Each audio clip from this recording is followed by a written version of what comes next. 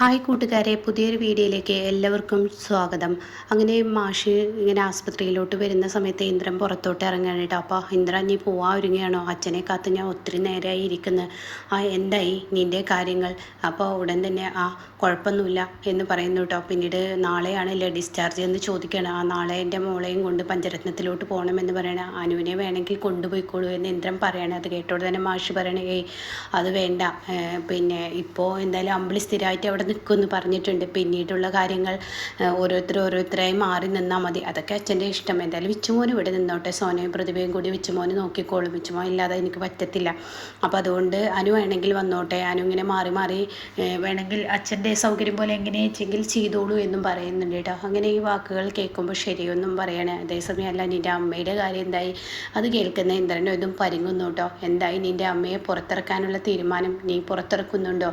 എന്നാൽ ഞാൻ പറയുന്നു, എന്തായാലും നീ നിൻ്റെ അമ്മയെ പോയി കണ്ടോ? ആസ്പത്രി വിട്ടിട്ടുണ്ടോ? അതൊക്കെ ചോദിക്കുകയാണ് കേട്ടോ.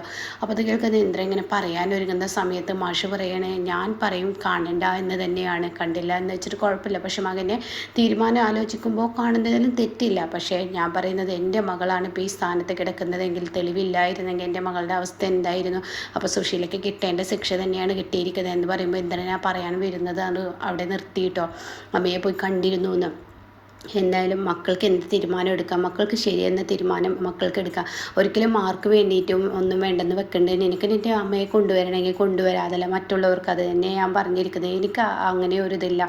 കാരണം അമ്മ ഒരിക്കലും നേരാവില്ല. അമ്മ ഒരിക്കലും നേരാവാനുള്ള ഉദ്ദേശമില്ല. അതുകൊണ്ട് തന്നെ ഞാൻ എൻ്റെ മനസ്സിൽ അമ്മ കൊണ്ടുവരുന്നതിനെക്കുറിച്ച് ചിന്തിക്കുന്നില്ല. സത്യനോട് പ്രതിഭയോട് വേണമെങ്കിൽ കൊണ്ടുവന്നോളൂ എന്ന് ഞാൻ പറഞ്ഞിട്ടുണ്ട് എന്ന് പറയാം കേട്ടോ.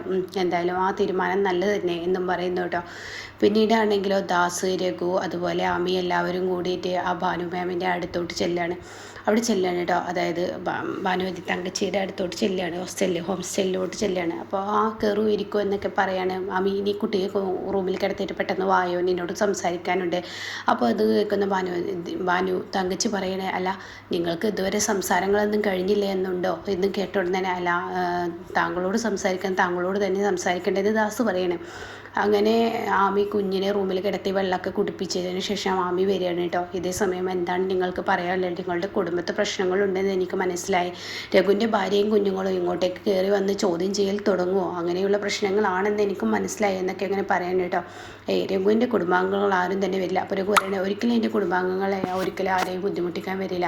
പിന്നെ ചില പ്രശ്നങ്ങളുണ്ട് എന്ന് പറഞ്ഞിട്ട് ദാസ് പറയണേ. അതായത് രഘു ഇത്രയും കാര്യങ്ങളൊക്കെ ചെയ്ത് അവൻ്റെ ഭാര്യയും കുടുംബത്തെയും മറച്ചു വെച്ചാണ്. പക്ഷെ ആമി ആർക്കും അറിയില്ല, ആദ്യം എല്ലാവർക്കും അറിയാം.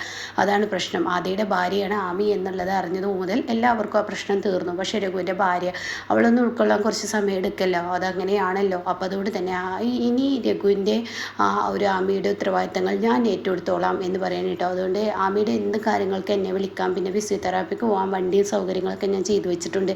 അപ്പോൾ അത് കേട്ടോണ്ട് തന്നെ എന്തായാലും രഘുവിൻ്റെ പേര് വെട്ടാൻ ഞാൻ ഉദ്ദേശിക്കുന്നില്ല. രഘുവിൻ്റെ പേര് വെട്ടുന്നില്ല. കാരണം താങ്കളെ പോലെ വലിയൊരു വ്യക്തിയെ പെട്ടെന്ന് വിളിച്ചാൽ എനിക്ക് കിട്ടത്തില്ല. അതുകൊണ്ട് തന്നെ രഘുവിൻ്റെ നമ്പർ വേണം. അപ്പോൾ രഘു പറയാൻ ശരിയാണ്, ഈ കുഞ്ഞിൻ്റെ അവസ്ഥയല്ലേ, അപ്പോൾ അതുകൊണ്ട് ഈ ഒരു നമ്പർ എൻ്റെ ഇരുന്നോട്ടെ എന്ന് പറയാൻ കേട്ടോ. അപ്പോൾ അത് വേണ്ട രഘു കേട്ടോ എന്ന് ആമി പറയണേ. എനിക്ക് ദാസങ്ങളും മതി, സൗകര്യങ്ങളും ഉണ്ടല്ലോ. എൻ്റെ കുഞ്ഞ് ഒരുവിധം മെച്ചപ്പെട്ടു, അത്ര മതി. എനിക്ക് എൻ്റെ കുഞ്ഞിന് മെച്ചപ്പെട്ട് കഴിഞ്ഞാൽ പിന്നെ ഞാൻ ആരെയും സഹായത്തിന് തേടില്ല എന്ന് പറയാം കേട്ടോ. അപ്പോൾ അത് കേൾക്കുന്നതിനോട് കൂടി രഘു പറയണേ, അങ്ങനെയില്ല, എൻ്റെ മനസ്സാക്ഷിക്കൊരു ഇതുണ്ട്. ഞാൻ ആമിയുടെ കുഞ്ഞിനെ രക്ഷപ്പെടുത്തിയെടുക്കുക എന്നുള്ളത് എൻ്റെ മനസ്സാക്ഷിയോട് ഞാൻ പറഞ്ഞുള്ള കാര്യമാണ്. ആ കുഞ്ഞിനെ ജീവിതത്തിലോട്ട് കൊണ്ടുവരിക എന്നുള്ളത് എൻ്റെ മനസ്സാക്ഷിയോട് പറഞ്ഞുള്ള കാര്യമാണ്. അതെനിക്ക് ചെയ്യണം, അത്രേ വേണ്ടുള്ളൂ. ഞാൻ മാറി നിന്നെല്ലാം കണ്ടോളാം.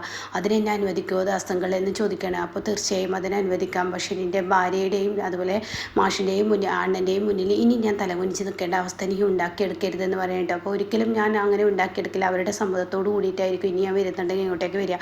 അപ്പോൾ അത് കേട്ടുകൊണ്ട് തന്നെ അതിന് മുന്നേ ഈ ഭാനു തങ്കച്ചി പറയുന്നുണ്ട്, അതായത് ഈ വീടിൻ്റെ ഉടമ പറയുന്നുണ്ട്, അത് നിങ്ങൾക്ക് ഇനിയിപ്പോൾ ഈ വീട്ടിൽ 2 മാസമേ നിൽക്കാൻ ഞാൻ അനുവദിക്കുള്ളൂ. അത് കഴിഞ്ഞാൽ ഞാൻ പിന്നീട് ആലോചിക്കാം. ഇങ്ങനെയൊക്കെയുള്ള പ്രശ്നങ്ങളുള്ള ഒരാളല്ലേ എന്നിങ്ങനെ പറയുന്നുണ്ട് കേട്ടോ. അപ്പോൾ ഈ രഘുവിൻ്റെ ഈ വാക്ക് കേട്ടോടെ തന്നെ അവർ പറയണേ, എന്തായാലും അങ്ങനെ രഘു സത്യസന്ധമായ ഭാര്യയെയും അതായത് അച്ഛനെയും അറിഞ്ഞും കൊണ്ട് ഇങ്ങനെ കാര്യം ചെയ്യുകയാണെന്ന് വെച്ചെങ്കിൽ എൻ്റെ വീടിൻ്റെ ഒരു റൂം തന്നെ ഫാമിലി മൊത്തം താമസിക്കാനുള്ള സൗകര്യം ഞാനിവിടെ ഒരുക്കി തരുമെന്ന് പറയാൻ കേട്ടോ. അങ്ങനെ അത് കേൾക്കുന്ന ആമിക്ക് ഒത്തിരി സന്തോഷമാവുകയാണ്. പിന്നീട് കാണിക്കുന്നത് ചിരുവിൻ്റെ അടുത്തെത്തിയിരിക്കുകയാണ് രഘു.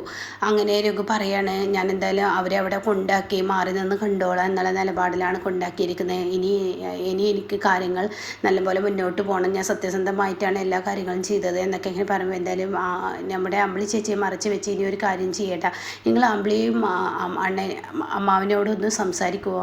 ഇല്ല, ഞാൻ സംസാരിക്കില്ല. കാരണം അവരെ നേരിട്ട് പോയി കണ്ട് രഘുവേട്ടൻ്റെ കടമയാണ്. മൂന്നാമതൊരാളുടെ മധ്യസ്ഥയിൽ സംസാരിച്ചാൽ തീർച്ചയായും അത് രഘുവേട്ടനാണ് കുഴപ്പം വരെ. അത് രഘുവേട്ടൻ ആദ്യം ചിന്തിക്കണം.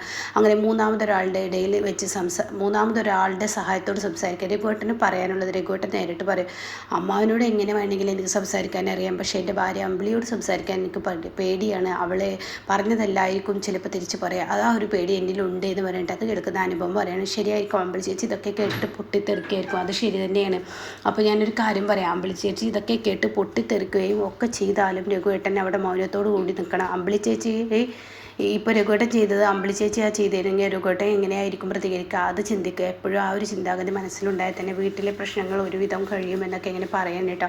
എന്തായാലും രഘുവേട്ടൻ മനസ്സ് തുറന്ന് അമ്പിളി ചേച്ചി മനസ്സിലാവുന്ന വിധത്തിൽ എല്ലാ പ്രശ്നങ്ങളും നിങ്ങൾ തമ്മിൽ തന്നെ തീർക്കണം എന്ന് അവർ പറഞ്ഞു കൊടുക്കണം, ഓക്കെ എന്നും പറയുന്നുണ്ട് കേട്ടോ. എന്നാൽ ഈ സമയം വിനയനെയാണ് കാണിക്കുന്നത്. വിനയനോട് ഇങ്ങനെ പറയാണ്, അപ്പോൾ എല്ലാവരും എന്നെ പൊട്ടനാക്കിയിരിക്കുകയാണല്ലേ, ഇതുവരെ ഞാൻ ആ വീട്ടിലെ എല്ലാ കാര്യങ്ങളും സൗകര്യങ്ങളൊക്കെ ചെയ്ത് എന്തിനു വേണ്ടിയാണ്? എന്നെ പൊട്ടനാക്കാൻ വേണ്ടിയായിരുന്നു അല്ലേ?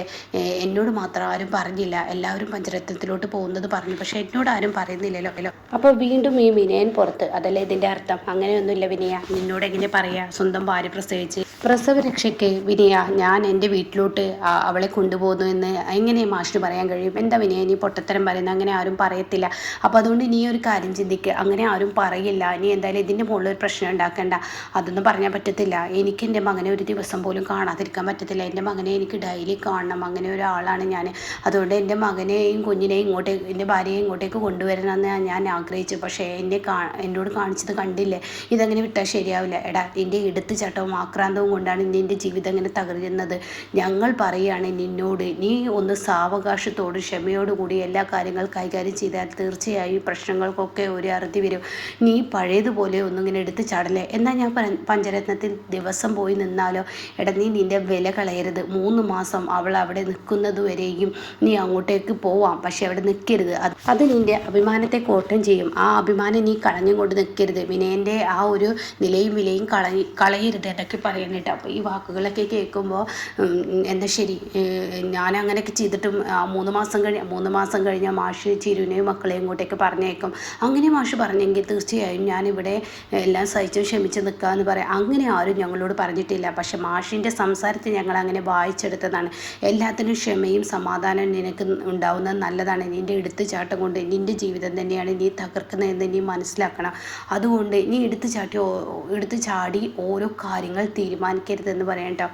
അപ്പോൾ വിനയം പറയണേ, ഞാൻ എടുത്ത് ചാടിയിട്ടല്ല, എനിക്കെൻ്റെ മകനെ കിട്ടിയാൽ മതി. അല്ലെങ്കിൽ എന്നോട് അവർ കളിച്ചാൽ 3 മാസം കഴിഞ്ഞിട്ട് എനിക്ക് കുഞ്ഞിനെ തന്നില്ല വെച്ചെങ്കിൽ എന്നോട് അവർ കളിക്കുകയാണെങ്കിൽ ഞാൻ എൻ്റെ കുഞ്ഞിനെ അവിടെ പോയിട്ടാണ്ട് എടുത്തു കൊണ്ടുവരും. പിന്നീട് അവർക്ക് എൻ്റെ കുഞ്ഞിനെ കിട്ടത്തില്ല. ഞാൻ എൻ്റെ കുഞ്ഞിനെ നോക്കിക്കോളൂ, എനിക്കെൻ്റെ കുഞ്ഞു മതി, വേറൊന്നും വേണ്ട. ഈ വിനയൻ്റെ സൗഭാഗ്യം തന്നെ വിനയൻ്റെ കുഞ്ഞാണ് എന്നൊക്കെ ഇങ്ങനെ പറയാൻ കേട്ടോ. അപ്പോൾ ഇങ്ങനെയൊക്കെയുള്ള ഒരു എപ്പിസോഡാണ് ഇപ്പോൾ ഇന്ന് വന്നിരിക്കുന്നത്.